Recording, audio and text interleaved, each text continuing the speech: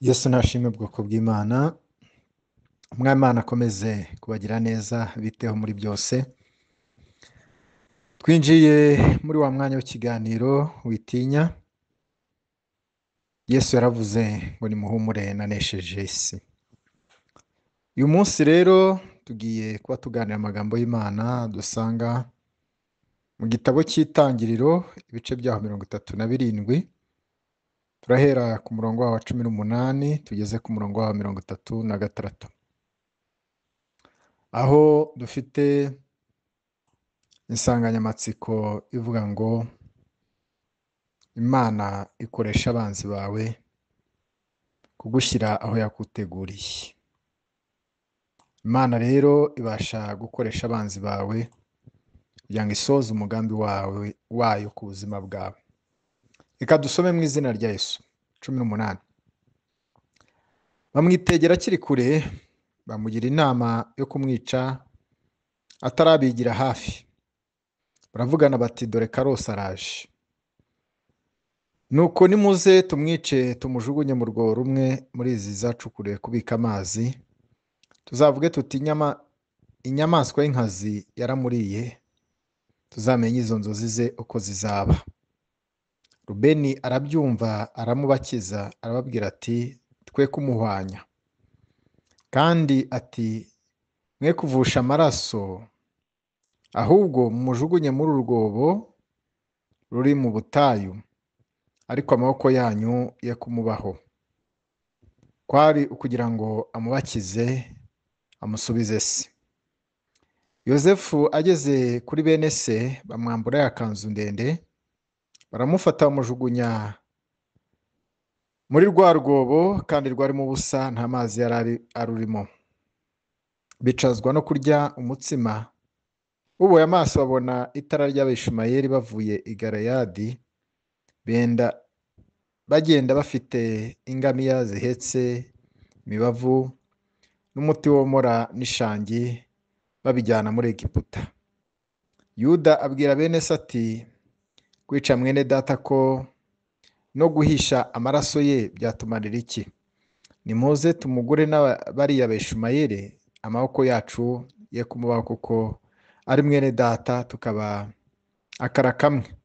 Bene se baramwumvira.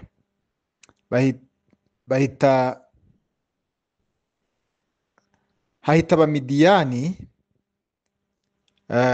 batundaga bakura Yozefu, bamukura muri rwa rwobo, bamugura n'Abeshumayeli ibice by'ifeza 20, bajyana Yozefu muri Egiputa. Rubeni agaruka kuri rwa rwobo asanga Yozefu atarimo ashishimura imyenda ye. Asubira kuri bene se arababwira ati umwana ntakirimo, nanjye ndajya he? Yenda yakanzu ya Yozefu, babaga isekurume y'ihene, binika ikanzu mu maraso yayo. Bohereza ya kanzu ndende, bategeka ko bajyana kwa se, bamutuma bati twabonye iyi none umenye ko yaba ikanzu y'umwana wawe cyangwa ko atari yo.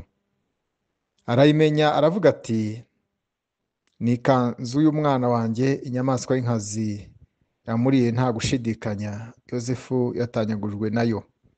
Yakobo ashishimura imyenda ye, akenyera ibigunira, amara iminsi myinshi ababaye, yiraburiye umwana we. Abahungu be bose n'abakobwa be bose barahaguruka ngo bamumare umubabaro, ariko yanga kumarwa umubabaro ati dore nasanga umwana wanjye kuzimu nkirira. Nuko se aramurira. B'Abamidiyani bajyana Yozefu muri Egiputa, bamugurirayo na Potifari, umutware wa Farawo watwaraga abamurinda. Amen. Bavandimwe bakundwa n'Imana, uyu munsi tugiye kuganira ku buryo Imana ikoresha abanzi bacu mu buryo butangaje, ikabikoresha kandi nk'inkoni ituyobora aho yaduteguriye kugera. Hari ubwo rero ubuzima butagenda neza, bukagenda nabi, tukibaza impamvu ibintu bidukomerera, abanzi batwanga nta mpamvu, inshuti zikaduhinduka, ariko nyamara byose Imana ibibizi kandi ikabibyaza umusaruro mu nyungu zacu.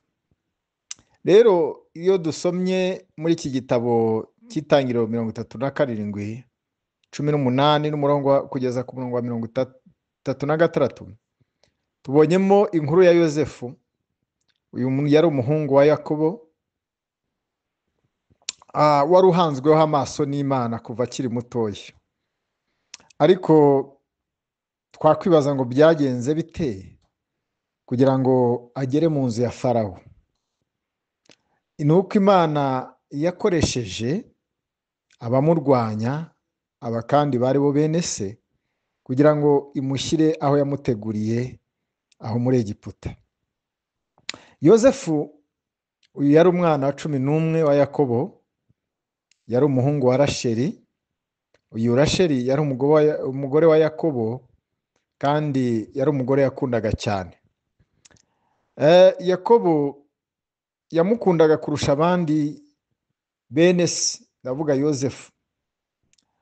Bimutera rero guhabwa imyambaro idasanzwe, kuko se ngo yamudoderaga ikanzu nziza, imyenda y'amabara. Ibi rero ibyateye bene se ishyari n'urwango. Rero ntibashoboraga no kumuvugisha kandi cyangwa se kumwifuriza amahoro. Byakomeje kuba bibi cyane ubwo Yozefu yatangiraga kugira inzozi zigaragaza ko azaba mukuru muri bo. Rero ibi ngibi Imana twavuga ngo amasomo dushobora kubikuramo nuko Imana ntihitamo nk'uko abantu bahitamo. Ikindi, Imana iyo yakugiriye umugambi ntihita igushyira ku ntebe y'icyubahiro, cyangwa se ngo ihite kwinjiza muri uwo mugambi, cyangwa se niba iguhaye isezerano ngo wibwire ngo mu gitondo birabyuka isezerano ryagezemo. Hari urugendo ugomba kubanza kunyuramo kugira ngo ugere kuri ya ntebe Imana yakubwiye, kugira ngo winjire muri rya sezerano Imana yakubwiye, kugira ngo ugere muri biriya Imana ivuga, hari inzira binyuramo. Rero kuba Imana yaragiriye uyu mugambi Yozefu, ntabwo bivuze ko abantu bamwishimira. Rero tubona yuko batishimiye umugambi Imana yari imufitiye. Bene se wa Yozefu, aha tubona Bibiliya itwereka 38 ku murongo 37, 18 kugeza 20, ngo bamwitegera akiri kure, bagambirira kumwica. Ariko nubwo bagambiriye kumwica, nubwo bagambiriye kumugirira nabi, Imana yaramurindaga. Imana irinda ko amaboko yabo yamwicisha amaboko yabo, ahubwo baramugurisha. Rero hari abantu batakwica kuko Imana yashyizeho imbibi. Bashobora kubigambirira, bashobora kubigiraho inama, bashobora kubitegura, ariko kubw'umugambi w'Imana ifitiye ubuzima bwawe, ishyiraho imbibi, hanyuma bashobora kugutoteza ariko ntibaguhitane, kuko hari ubudahangarwa Imana yashyize ku buzima bwawe. Nubwo bashobora kugambirira kukugira nabi, Imana ishobora gukoresha imigambi yabo nk'urubuga cyangwa se nk'inzira yo kukuzamura. Hari igihe kenshi twibwira yuko ibihe byose ibyo tunyuramo bibi, ibyo abantu batugambiraho bibi, ibyo byose hari igihe Imana ibifata ikaba urwego wuririraho kugira ngo winjire cyangwa se uhagarare mu mugambi w'Imana yakuvuzeho. Rero kenshi Imana ikoresha abanzi bawe nk'inzira yo kukugeza mu bushake bwayo. Iyo turebye mu Itangiriro hano 3:7, urebye umurongo 25 kugeza 28, Yozefu yagurishijwe n'abavandimwe be. Bafata Abishimayeli bari bagiye muri Egiputa. Rero twavuga ngo iyi ntambwe ya mbere yari irimo imuganisha ku mugambi w'Imana. Bo baramugurishije bibwira yuko bamugiriye nabi, ariko barimo baramwinjija mu irembo ry'umugisha. Bamugurishije rero bibwira ko bo barangije ikibazo bari bafite, ariko si bo bacunga ubuzima bwe. Nubwo bibwiraga bavuga ati turangije ikibazo, inzozi turebe uko zizagenda, ariko si bo bamuhaye inzozi. Rero Imana yifashishije izo ntambwe zisa n'iz'umubabaro, zisa n'iz'agahinda, zisa n'iz'ubugambanyi, kukujyana cyangwa se kumujyana aho yari yaramuteguriye. Yari inzira imuganisha rero muri Egiputa, kuko Imana niho yateganyaga gusohoza umugambi wayo. Ubwo rero bibwira ko barimo kwangiza, niwe Imana yari gutegura kuba umuyobozi.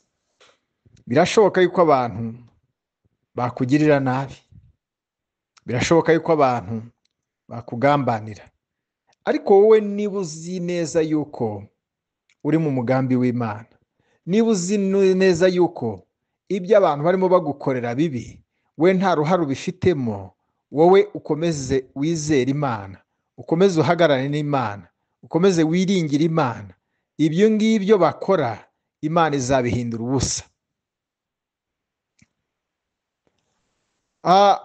Tubona Yosefu yari yararose inzozi, abona yuko bene se bazamwikubita imbere.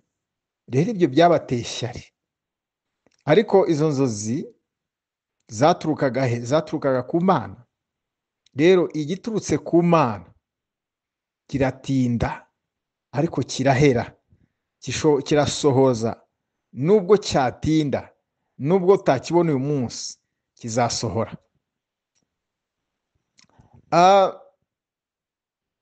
Bamugurishije nk'imbata, bamujyana aho nyine muri Egiputa, ariko inzozi za Yosefu ntabwo zari impfabusa. Imana izazuzuza nubwo bizafata igihe cyose byazafata. Rero nakubwira ngo Yosefu ntabwo yagiye muri Egiputa gusanga bamugurishe, ahubwo yavuye no kwa Potifari, yinjira mu nzu y'uburetwa, yinjira mu nzu muri gereza. Nayo nkubwire mwene data, niba uri mu nzu y'uburetwa muri uyu mwanya, ntuhagarike kwizera. Uburetwa ni bwinshi. Hari uburetwa bw'uburwayi, hari uburetwa bw'urugo ubona rutameze neza, hari uburetwa bw'ibibazo bitandukanye by'ubukene, by'ubushomeri, hari uburetwa, hari byinshi. Ariko niba wizera Imana, komeza kwizera Imana, komeza kwiringira Imana, kuko Imana niyo ifite ubuzima bwawe, niyo ifite iherezo y'ibyo byose. Rero abo baguca intege, nakubwira ngo ejo bazagukenera, kuko Imana iri kugushyira mu mwanya mwiza uzatuma usohorezwa icyo Imana yavuze. Abangaba baramwanze, abangaba baramugambaniye, abangaba baramugurishije, ariko igihe cyaje kugera baza kumukenera. Rero navuga ngo ahangaha iyo dusubiye inyuma tukareba ibyo Yosefu yanyuzemo, tukareba n'ibyago, ariko tubonye yuko nanone umugambi w'Imana wari ukomeje. Rero navuga ngo nta Farawo, nta Egiputa, nta Yosefu, kuko Yosefu atari muri Egiputa hari ibintu bitari gukoreka. Imana rero ishobora gukoresha ubugome bw'abanzi bawe nk'isoko y'amahirwe. Abo baguteza umutego bashobora kuba babikora batabizi, ariko bakaba ari ibikoresho by'Imana bibasha kukwinjiza mu mugambi w'Imana. Abakugambaniye bashobora kuba intambwe ikugeza ku ntebe y'ubwami, ku ntebe y'icyubahiro, ku ntebe y'amasezerano y'iby'Imana yakuvuzeho. Rero ibi byose byabayeho kugira ngo Yozefu agere aho Imana yashakaga ko aba, abe minisitiri muri Egiputa, wagombaga kurokora umuryango we n'amahanga menshi. Imana rero ntizateshuka ku mugambi wayo. Umugambi wayo uhora uhamye ibihe byose. Nakubwira rero ngo we kurira, urushaho kwegera Imana kuko uracyari mu rugendo. Ibyo unyuramo banza wegera Imana, umenye ese ibimpagazemo bimeze bite. Aha bari bagambiriye kumukuraho iteka, ariko Imana iza kumuhagararaho. Abo bakugambanira, abo bagucira icyuho, abo bagukorera ibyo bibi, ntabwo bazi umugambi w'Imana uri ku buzima bwawe. Rero icyo ukwiye guhagararaho gusa ni uguhagarara kandi ukaguma kwizera Imana, ntucike intege, ntusubire inyuma. Birashoboka ko waba uri mu cyobo nk'icya Yozefu.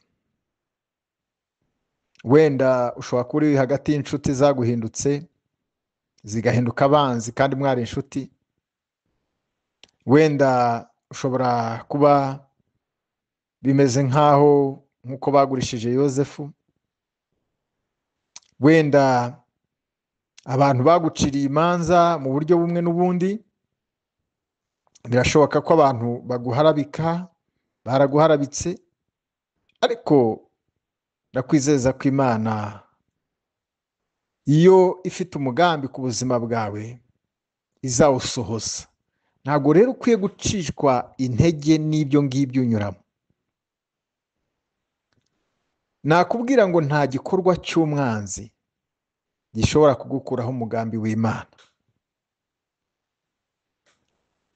Nubwo wagenda ukagera mu mva, Imana izakurinda kandi izagukurayo. Rero icyo nakubwira, urugendo rurasharira, ariko intsinzi ni yawe. Komera rero, ukomeze kwikomeza ku Uwiteka, ukomeze kwizera Imana, ukomeze guhamagara Imana, ukomeze kubwira Imana ngo Mana ndakwiringiye. Nubwo ndimo nyura muri ibi bikomeye, nubwo ndimo nyura mu bihe byo kugambanirwa, nubwo ndimo nyura mu bihe byo kwangwa, nubwo ndimo nyura muri ibi bihe, ariko niwe nishingikirijeho. Nizeye umugambi wawe, nizeye ibyo wamvuzeho Mwami. Ni munsi ndareba inzozi izo washyize mu buzima bwanjye. Rero nubwo ubuzima bwakugora, Imana izakomeza kukurambura ikiganza. Ibyo wita ibibazo ni igisubizo ku mugambi w'Imana. Icyo usabwa gusa ni ukuba maso, kuko ushobora kuba uri hagati y'inzira ijya ku ntebe, y'inzira ijya ku gisubizo, y'inzira ijya ku masezerano. Niyo bene wanyu bakwanga, Imana ntizakureka. Imana izakoresha abanzi bawe mu kugushyiraho yaguteguriye. Komeza kuyiringira, komeza kwishingikirizaho, komeza kwambara imbaraga, ukomeze kwizera. Rero nakubwira ngo ukomeze guhabwa umugisha kandi ukomere, kuko Imana iri mu ruhande rwawe. Nimugire umugisha.